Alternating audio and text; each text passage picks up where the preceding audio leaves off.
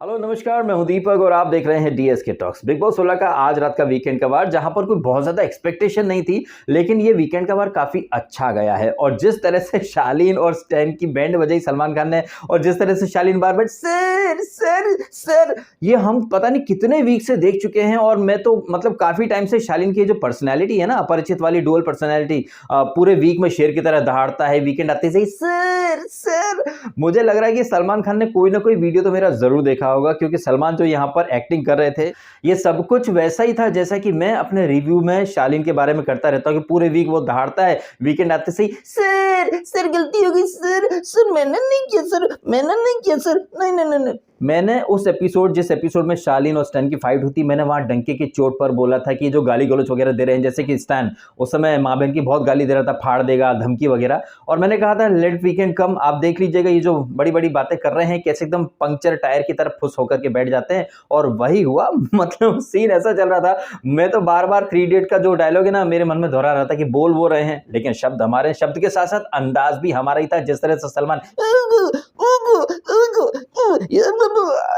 यहां पर मैंने शालीन को पर्पसली बेशरम बोला है, क्योंकि शालीन एक चिकना घड़ा है। शालीन कहिए या टीना कहिए, ये चिकने घड़े हैं, इन पर वीकेंड की जो बैशिंग कहें या फिर क्लास कहें, उसका कोई असर नहीं होता है। आप खुद देखिए कितनी बार अंग्रेजी के लिए टोका जा चुका है। आई थिंक जिस वीकेंड ये मोहतरमा गई थी द ब्रांड, उस वीकेंड के पहले वाले वीकेंड पर मिस ब्रांड ने कान पकड़े थे कि अंग्रेजी में बात नहीं करेंगे। जब सलमान ने कहा था बिग बॉस में आए हो, बिग ब्रदर में नहीं आए हो, तब भी कान पकड़े थे, सर गलती हो गई सर, एक मौका दे दो ना सर। उसके बाद से आपने भी देखा, मैंने भी देखा, कोई इंप्रूवमेंट नहीं। इनफैक्ट शालीन टीना तो अक्सर अंग्रेजी में ही बात करते रहते हैं। तो शालीन जब डॉक्टर के साथ बदतमीजी करी थी तब सॉरी बोला, सुम्बुल के पप्पा के टाइम सॉरी बोला, फिर बाद में फिर सॉरी बोला, फिर बाद में फिर से सॉरी बोला, गौतम और इसकी फाइट होती फिर से सॉरी बोला, बार बार सॉरी बोला, लेकिन उसके बाद वापस से हरकतें वही सारी। फिर वीकेंड पर वापस से सर सर गलती हो गई सर, एक मौका दे दो सर सर, मैंने नहीं किया सर मैंने।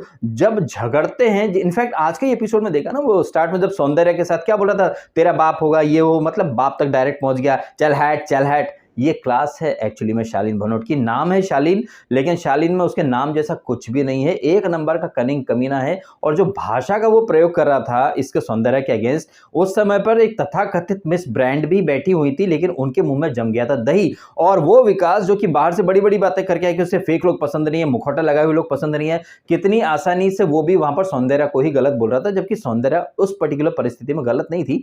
उसने तो अंकित से बात की थी ना कि भैया वो पाउडर रूम साफ कर दो, सलमान का बर्थडे कहीं आए तो गंदगी दिखेगी। अंकित ने हामी भर दी थी कि ठीक है कर देगा, लेकिन पीछे से शालीन ने उंगलियां करना शुरू करी थी। और उस चीज को न टीना बोल पाएगी और ना ही ये सो कॉल्ड वाइल्ड कार्ड जो कि बाहर से सब देख करके आए। और यहीं पर शालीन ने बदतमीजी की सारी हदें पार कर दी थी। तेरा बाप करे नौकर नहीं हो, ये चल हट चल हट चल हट। मतलब ये क्लास है शालीन द भनोट का। उसके बाद यही शालीन भनोट, आपको याद होगा आई थिंक फर्स्ट वीकेंड जहां पर सौंदर्य और शिव का आर्ग्यूमेंट हुआ था, कैसा लेक्चर दे रहा था ना ये शालीन भनोट शिव को, अरे वो लड़की है, सॉरी बोलते, लड़की ऐसे नहीं बात करते, लड़की है। और यही शालीन भनोट अब अपनी ही बातें थूक करके चाट रहा था और भर भर के सौंदर्य को भला बुरा पता नहीं कितनी भद्दी बद्दी उसने गालियां दी, ये वो, और औकात लायकियत ये वो यूज करने वाली फालतू की तरह, बाप तेरा माँ। मतलब ये क्लास था शालीन द भनोट का, जिनके पप्पा ने चिट्ठी लिख करके भेजी थी, बेटा तुम बहुत अच्छा खेल रहे हो, फैमिली को प्राउड फील करवा रहे हो। अब क्या है कि दुनिया के सारे पेरेंट्स अपने बच्चों के बारे में अच्छा ही अच्छा लिखते हैं, लेकिन जैसे कि मैंने कल भी कहा था कि एज थर्ड पार्टी के रूप में हमको दिख रहा है नेशनल टीवी पर कि आपके बच्चे कितना अच्छा कर रहे हैं। जैसे कि महावीर सिंह चहार ने इसको शेरनी शेरनी बोल दिया, बेटा तुम बहुत अच्छा कर रही हो, ये कर रही हो, वो कर रही हो। मतलब जैसे पीआर टीम बोलती है ना, वैसा का वैसा शालीन के पापा ने भी लिख दिया था, प्रियंका के पापा ने भी लिख दिया था। जो रियल जो इमोशंस थे ना किसी की चिट्ठी में, तो वो अर्चना की चिट्ठी में थे और शिव की चिट्ठी में थे। और शिव की मम्मी ने तो अखंड ज्योत जला रखी है, शिव ने काफी मैनिफेस्ट किया है, तो क्या पता भाई यूनिवर्स उसको ट्रॉफी दिला भी सकता है। क्योंकि इस एपिसोड में शिव ठाकरे के कट्टर हेटर कहिए, क्रिटिक कहिए, दुश्मन कहिए, अब दुश्मन इतने नहीं है, लेकिन काफी टाइम तक अर्चना और सौंदर्य ने शिव से दुश्मनी रखी थी। लेकिन यहाँ पर कंपैटिबिलिटी टास्क में अगर आप दोनों नहीं जीत रहे हो तो फिर कौन जीतना चाहिए, तो अर्चना और सौंदर्य दोनों ने शिव का नाम दिया था। साजिद खान तो बोलता ही रहता है कि यार शिव के अंदर बहुत पैशन है, वो बिग बॉस को बहुत अपना भगवान मानता है, रोज वहां पर बोर्ड को सलाम करता है। एंड मैंने शिव ठाकरे की journey big boss Marathi season 2 में भी देखी है, यहां पर भी देखी है। वो बंदा जैसा डे वन से था वैसा ही अब तक है। वीकेंड के फीडबैक से उसे कोई फर्क नहीं पड़ता, उसके जो इक्वेशंस है, रिलेशंस हैं, जैसा वो डे वन से लेकर के चल रहा है अभी तक वैसा ही चल रहा है। जबकि हम दूसरे कंटेस्टेंट को देखें तो वीकेंड पर फीडबैक मिलने के बाद ना वो उस हिसाब से ढल जाते हैं। जैसे कि 2 वीकेंड पर अर्चना की तारीफ हुई थी शुरू में, तो इसने जग्गा ने अर्चना को पकड़ लिया था। एंड वो शालीन मनोट जो कि कुछ टाइम पहले तक, कुछ वीक पहले तक वो जो कैप्टन रूम है वहीं पर पड़ा रहता था, साजिद की कैप्टनसी के टाइम पर, शिव की कैप्टनसी के टाइम पर। और इस शालीन ने प्रियंका की पर्सनैलिटी को क्या डिकोड किया था कि 2 वीक के बाद दिखा है मोगेम्बो। लेकिन कैसे यही शालीन जो कि इसको प्रियंका को एक्सपोज करा था, सडनली वो प्रियंका की गुड बुक्स में जाकर के बैठ गया, क्योंकि शेखर सुमन अक्सर प्रियंका और अंकित की तारीफें करते रहते। तो ये शालीन समझ गया कि नहीं भाई इनकी तारीफ हो रही है, चलो चलो उधर अपना डेरा डंबर डाल लेते हैं। तो यहाँ पर एक चीज जो है वो निकल के आ जाती है कि चाहे वो जग्गा हो, चाहे वो शालीन हो, टीना, वीकेंड पर जैसा इन्हें हाँक दिया जाएगा वैसे ही ये हक जाएंगे या उस हिसाब से चलने लगेंगे। वहीं शिव ठाकरे को गलत ना होने के बावजूद सलमान ने गलत डिक्लेयर करा था। लोगों को लगा था कि भैया वो सेटबैक में चला जाएगा, डिप्रेशन में चला जाएगा, लेकिन नहीं, उस बंदे ने बहुत ही तगड़ा वाला कमबैक किया और तब से लेकर अब वो पॉजिटिव लाइन पर ही जा रहा है। बस एक ही खामी है शिव के गेम में कि वो साजिद के खिलाफ खुलकर एक फर्म स्टैंड नहीं लेता है। हालांकि ये ओपिनियन मेरा है और यही ओपिनियन शायद आपका भी होगा, लेकिन शिव अच्छे से जानता है साजिद के साथ रहते रहते, और जैसे यहाँ साजिद ने बोला भी कि इसके अंदर पागलपन है, जीतने का पागलपन है, जुनून है, और वो काफी पॉजिटिव तरीके से उसने शिव को मोटिवेट भी किया है। और पिछले वीक वो जो कौन चल रहा है वहां पर भी साजिद ने शिव का नाम लिया था। ये ऐसे कुछ रीजन है जिनकी वजह से शिव ठाकरे साजिद की बहुत सारे ब्लेंडर्स को लेट गो कर देता है। खैर ब्लेंडर से याद आया तो यहाँ पर ये रितेश देशमुख भी आते हैं और जेनेलिया भी आती हैं। अच्छा, यहाँ पर आपको ये रितेश देशमुख जो है वो किच्चा सुदीप जैसे लगे या नहीं लगे? क्योंकि मुझे तो रितेश देशमुख कम किच्चा सुदीप ज्यादा लग रहे थे। तो यहाँ पर रितेश देशमुख अपनी पत्नी जेनेलिया के साथ ही नहीं बल्कि बहुत सारे नाश्ते के साथ भी आए थे। कोतमील वड़ी कहिए या फिर वड़ा पाव कहिए, पोहा कहिए, घर वालों के साथ मस्ती मजाक, ओए कोई शक, मिथुन दा की एक्टिंग, मिथुन दा की मिमिक्री, डांस, उसके बाद साजिद और रितेश का भरत मिलाप। साजिद खान की हर पिक्चर में रितेश तो रहा ही रहा है। काफी बढ़िया यहाँ पर माहौल था, कोई कड़वे शॉट पिलाने वाला। चूंकि यहाँ पर मस्ती मजाक का माहौल चल रहा था, टांग खिंचाई चल रही थी, लेकिन ऐसा कोई मोमेंट जाता ही नहीं है जहां पर जग्गा मैडम कूदना पड़े बीच में। अगर अर्चना विकास को कुछ पिला रही है तो वहां पर भी ये जग्गा कूद पड़ेगी। अगर शिव किसी से बात कर रहा है तो वहां पर भी ये जग्गा मैडम कूद पड़ेंगी। एंड ये जग्गा बार बार बीच में कूद करके इतना पका रही थी, वो तो रितेश देशमुख के एक्सप्रेशन से ही साबित हो रहा था कि वो कितने पक चुके। बेचारा रितेश देशमुख भी सोच रहा होगा कि कहां फंस गया भाई साहब। अर्चना और सौंदर्य अगर अंकित का नाम लिखते हैं तो अंकित नहीं बोलेगा, उसकी सस्ती वकील बन के प्रियंका बोलेगी। सेल्फिश वाला रीजन अगर अंकित कुछ देख के गया है इसके अर्चना के बारे में तो वही वाला रीजन कट कॉपी पेस्ट कर देगी। लेकिन ये मंडली नहीं है, ये इंडिविजुअल है। मतलब इनका अगर कोई नाम लेगा तो भाई हम टारगेट हो गए, ये किसी का नाम लेंगे, भाई ये तो गेम है, ये तो वीकली प्रोसेस हर वीक की वो तो चलता रहता है। तो जैसे कि हर वीकेंड पर या फिर हर दिन हमें जग्गा का दोगलापन, उसकी हिपोक्रेसी, उसका बड़बोलापन या फिर बीच में कूदना, अंकित का अगर जिक्र भी होता तो अंकित नहीं बोलेगा, उसकी जगह जग्गा बोलेगी। तो ये दोगलापन मतलब भर भर के दिखाई देता है। उसके बावजूद कई लोग इसको महान बलिदानी पता नहीं कि कौन सा बिग बॉस देख रहे हैं, कौन सा देख रहे हैं, वो टेली खजाना या फिर जो लोग दिखाते रहते हैं कि सलमान से करी जग्गा ने बहस, कब करी थी बहस, कौन सी करी थी बहस, हमें तो नहीं पता। लेकिन नहीं, वो चूतिया इंसान जग्गा के चूतिया फैंस को चूतिया बनाता रहता है और सारे चूतिया मिलकर के समझते हैं कि उन्होंने दुनिया को चूतिया बना दिया। जबकि वो लोग जो समझते हैं कि उन्होंने दुनिया को इजीली चूतिया बना दिया, फैंस को चूतिया बना दिया, जनता को चूतिया बना दिया, एक्चुअली में वो खुद चूतिया साबित हो रहे हैं। कौन? जग्गा मग्गा और जग्गा की चूतिया पीआर मंडली। खैर यहाँ पर रितेश और जेनेलिया घर वालों के साथ ब्रेकफास्ट करके अपनी मराठी फिल्म का प्रमोशन करके चले जाते हैं। आपने एक चीज़ और ध्यान से नोटिस की होगी कि शालीन और टीना, जिनके बारे में पहले भी बता चुका हूँ कि वो कोई डॉली करके टैलेंट मैनेजर, उसके ये क्लाइंट हैं। और जिस वीकेंड पर ये टीना गई थी उस वीकेंड पर इनके कपड़े दोनों अपने क्लीवेज दिखा रहे थे, एक ही टाइप का सूट वगैरह कुछ था। यहाँ पर भी दोनों के कपड़े रेट्रो फील वाले थे, 60s या 50s टाइप के, वो बेल बॉटम कहिए उस तरह के, या फिर लंबी आस्तीन वाले। और टीना ने वो कपड़े पहने थे जैसे कपड़ों में नीतू सिंह पहले पहना करती थी ना 60s 70s के कपड़ों में। तो ये जो रेट्रो फील के कपड़े, मतलब आप समझ जाइए बाहर से क्या तगड़ी प्लानिंग होती है। उसके बाद क्या एक्टिंग करते हैं, लड़ते हैं झगड़ते हैं, लड़ते झगड़ते हैं। लेकिन ये छोटे छोटे हिंट्स जो है ना, ये साबित कर देते हैं कि क्या तगड़ी मिली भगत है। और मेकर्स कहिए या फिर ये सेलेब्स कहिए या सेलेब्स के टैलेंट मैनेजर या इनके पीआर, इनकी जो मिली भगत है इसको थोड़ा सा समझ लेते हैं। ये तो मैं हर बार कहता रहता हूं कि कलर्स फेस्ट जीत जाते हैं और जो नहीं जीतता है उसको थोड़ा बहुत कंपनसेशन मिल जाता है। जैसे कि करण कुंद्रा को ट्रॉफी नहीं मिली तो उसे एक डांस वाला शो होस्ट करने के लिए दे दिया, साथ में एक फिक्शनल शो भी दे दिया और बहुत सारा पैसा भी दे दिया। तो यहां पर अब जिस तरह से माय ग्लैम में जिसमें कि लोग कह रहे थे, जग्गा फैंस कह रहे थे कि भाई निम्मो के बोर्ड्स या पीआर ने माइग्लैम को हैक कर लिया है, वो जीत रही है, जबकि प्रियंका को यहाँ पर डिक्लेयर कर दिया गया है, जबकि प्रियंका तो कहीं से कहता है कि लड़की लगती नहीं है। और वो टीना जो मिस ब्रांड हैं वो भी वहां नहीं आ पाई, सुम्बुल जिसके लिए इतने वोट आ रहे थे वो भी नहीं जीत पाई। लेकिन जीतता कौन है? प्रियंका चहार चौधरी, जो कि लड़की लगती ही नहीं है। 90% ऑफ द टाइम तो वो रोती रहती है, शादी में रूठे फूफा की तरह हमको नहीं करना, मतलब हार्डली कभी वो लड़की वाले तेवर उसके दिखते हैं, अदरवाइज तो एकदम वो कमला का हमला वाले मोड में ही रहती है। खूबसूरती से याद आया कि इस पूरे सीजन में सबसे खूबसूरत चेहरा जो है ना वो है मेरी फेवरेट निम्मो। निम्मो को मैं कितना ही ट्रोल कर लूं, रोस्ट कर लूं, लेकिन निम्मो आज कतई जहर लग रही थी यार। दिल गार्डन गार्डन हो गया निम्मो की खूबसूरती को देखते देखते, और निम्मो की खूबसूरती के तालाब में मैं पूरी तरह से डूब जाता, गोते खा जाता। इसके पहले ही मेरी वाइफ ने फ्लाइंग चप्पल फेंक करके मारी तो मेरा रियलिटी से साक्षात्कार हो गया। वैसे निम्मो काफी अच्छे लग रही थी। निम्मो एक्चुअली में माइग्लैम का फेस बनना डिजर्व करती, क्योंकि मुझे वो सबसे ज्यादा खूबसूरत लगती है। यहाँ पर मैं बायस्ड हो सकता हूँ बिकॉज निम्मो मेरी जान है, मेरा अरमान है। निम्मो मैं तुम्हारे प्यार में पगला चुका हूं। लेकिन यहाँ पर निम्मो नहीं, जग्गा को माइग्लैम का फेस बनाया गया है, और जग्गा श्रद्धा कपूर के साथ ऐड करेगी। भाई लीड में तो श्रद्धा कपूर ही रहने वाली है, लेकिन जैसे अभी के ऐड में ये जो दो चंगू मंगू आपको दिखाई दे रहे हैं, उनमें से एक चंगू को ये जग्गा रिप्लेस कर देगी और वहां पर वो खड़ी हो जाएगी वो ऐड करने के लिए। खैर ये तो हो गई मस्ती मजाक की बात, लेकिन जो मेन मुद्दे की बात है वो ये है कि माइग्लैम का उसको खिताब मिल गया, 25 लाख का उसको प्राइज मनी मिल गया माइग्लैम वाला।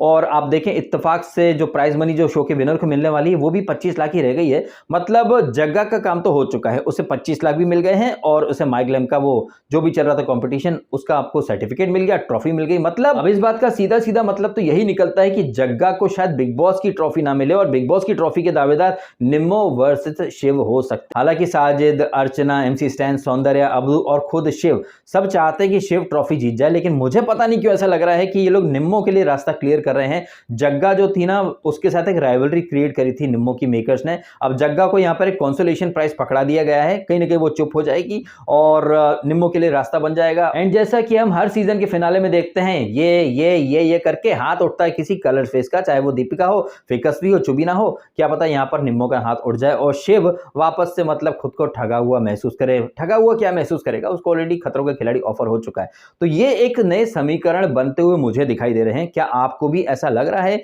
कि इसको जग्गा को कंसोलेशन प्राइज ऑलरेडी मिल चुका है कि माइग्लैम रख ले और 25 लाख रख ले, चल तू साइड में हो जा, निम्मो तू आगे आ जा। यहाँ निम्मो को जिताने की जो प्लानिंग चल रही है इसको मैं बिग बॉस ओटीटी में दिव्या अग्रवाल से रिलेट करके आपके सामने रख रहा हूँ। बिग बॉस ओटीटी जो था वो कनेक्शन ओरिएंटेड सीजन था, जहां पर सब जोड़ी जोड़ी में चल रहे थे। दिव्या की कोई जोड़ी नहीं थी, वो अकेली थी और जीत गई थी जाकर के आगे।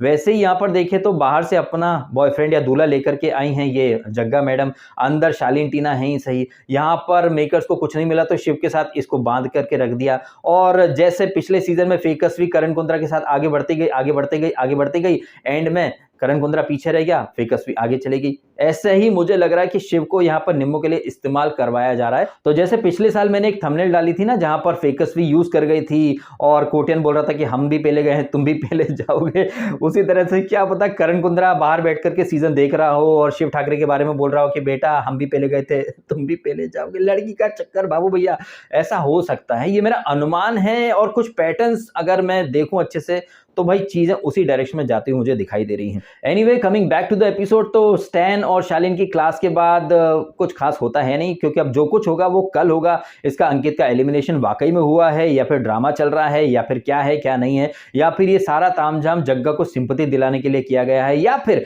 ये दिखाने के लिए कि जग्गा कितनी स्ट्रांग है, क्योंकि वो तो डे वन से खुद को इंडिविजुअल बोल रही है ना। इंडिविजुअल बोल रही थी तो अब इंडिविजुअल खेल के दिखाओ, इसमें क्या रोना था ना। और हाँ एक चीज और मैं आपके सामने हाईलाइट करना चाहूंगा, जिस तरह से ये जग्गा रो रही है प्रोमो में, मेरी वाइफ को रोना आ गया देख करके। जग्गा का बाप रे दिल से रो रही है, लेकिन मेरा दिल नहीं पसीजता। क्यों? क्योंकि ये जग्गा जो दूसरों को बोलती है कि अरे सिंपैथी के लिए रो रहे मगरमच्छी आंसू, भाई साहब कर्मा घूम फिर करके आता है। जो लड़की दूसरों को मगरमच्छी आंसू या फिर रोने का टैलेंट ऐसी ऐसी बातें करे तो उसके रोने को हम रियल कैसे मान ले भाई साहब? हम रियल क्यों मान लें? वो लड़की दूसरे लोगों का मजाक उड़ाती कि रोने का टैलेंट दिखा, मगरमच्छी आंसू, अरे तू सिंपैथी के लिए रो रही है, तो हम ये बात क्यों नहीं बोल सकते कि जग्गा भी सिंपैथी के लिए रो रही है? एक लॉजिक जो जग्गा दूसरों पर अप्लाई करती है, वही लॉजिक हम लोग जग्गा के ऊपर क्यों नहीं अप्लाई कर सकते? और जिस तरह से सलमान खान ने वो शर्ट अपना कोट उतार दिया है, आस्तीन ऊपर कर ली है, एंड जिस तरह से वो कह रहे हैं सलमान खान ऐसे-ऐसे करके कि यार स्टार्ट लिसनिंग आल्सो, बड़-बड़ करती रहती है, मैं। पूरी दुनिया देख रही है कि सबसे ज्यादा बिग बॉस 16 के घर के अंदर मैं मानू ब्रो, मैं बलिदानी हूं, मैं टूरियल हूं, मैं ओवर प्रोटेक्टिव हूं, मैं रिश्तों में बह जाती हूं, मैं बलिदानी हूं। प्रियंका कभी गलत नहीं होती, प्रियंका कभी गलत नहीं होती। प्रियंका कितनी गलत है हमने देख लिया। शालीन बनोट ने यहां पर इतनी सारी गालियां दी थी, लेकिन शालीन को कुछ नहीं बोला। शालीन ने बजर दबाया तो कुछ नहीं बोला, लेकिन साजिद ने बजर दबाया तो साजिद दुश्मन नंबर 1 बन गया था। तो ये जो दोगलापन है ना जग्गा का, ये भर भर के फिर से एक्सपोज होगा। और वो जग्गा के फैंस जो कि ब्लाइंडली जस्टिफाई कर रहे थे थ्रू आउट जग्गा के ब्लंडर्स को, अब सडनली आप देखिएगा कल कैसे चूड़ियां टूटती हैं। सडनली मेकर्स अनफेयर हो जाएंगे, बायस्ड हो जाएंगे और अंकित को टारगेट करेंगे। आप यकीन नहीं करेंगे कि वो अंकित जो घोड़े के नीचे घोड़ा बेच करके सोता रहता है, उसके लिए भी लोग ट्रेंड करेंगे नो अंकित नो बिग बॉस। बातें तो ये लोग ऐसे करते जैसे अंकित ही पूरा शो रन कर रहा था, जबकि क्या है वो घोड़े के नीचे घोड़े बेच के सोता रहता था। लेकिन ऐसे निठल्ले कुंभकर्ण की छठी औलाद को भी लोग एंटरटेनर बोलते हैं या फिर नो अंकित नो बिग बॉस। ये सारी चीजें देख करके मुझे एक बात का एहसास अच्छे से हो गया है कि पैसा हो तो कुछ भी हो सकता है। पैसा हो तो एक आलसी को भी आप एंटरटेनर बोल सकते हैं। पैसा हो तो एक ऐसा कंटेस्टेंट जो कि शो में ऑलमोस्ट ना के बराबर है, उसके लिए भी लोग नो अंकित नो बिग बॉस। बाप रे बाप, कौन है ये लोग, कहां से आते हैं? अरे जग्गा की पीआर टीम से आते हैं भाई। मैं बिग बॉस के काफी सारे सीजन के रिव्यू कर चुका हूं, सोशल मीडिया पे एक्टिव रहता हूं, मैं अच्छे से समझ चुका हूं भाई कि कैसे ट्विटर पर अप्रोच करते हैं इनके जो पीआर मंडली वाले। किसी को 50 रुपए ट्वीट, इनफैक्ट कई यूट्यूबर्स को भी जो कहते हैं खुद को क्रिटिक या फिर रिव्यूअर, लेकिन वो लोग रिव्यूअर नहीं रहे हैं। जैसे कि ये लोग कहें या फिर चड्डी कुमार कहें या फिर अशुद्ध अंकल, उनके क्या कि ज्यादा सब्सक्राइबर है ना, तो उनको अच्छा खासा पैसा मिलता होगा। आई थिंक 1-2 लाख रुपए तो एडवांस में ही ले लेते होंगे ये लोग। और मेरे पास जब पीआर एजेंसीज के कॉल आते हैं या फिर मेल आते हैं, तो मैं सीधा बोल देता हूं कि भैया मैं आपका जो फेवरेट है ना उसके अगेंस्ट भी बोलूंगा 2-4 शब्द, लेकिन नहीं, वो लोग सीधा बोल देते हैं कि नहीं सर आप उसके बारे में कुछ गलत मत बोलना, आप हर तरीके से जग्गा को या फिर निम्मो को जस्टिफाई करो। मैंने कहा भाई ये मेरे से नहीं हो सकता, क्योंकि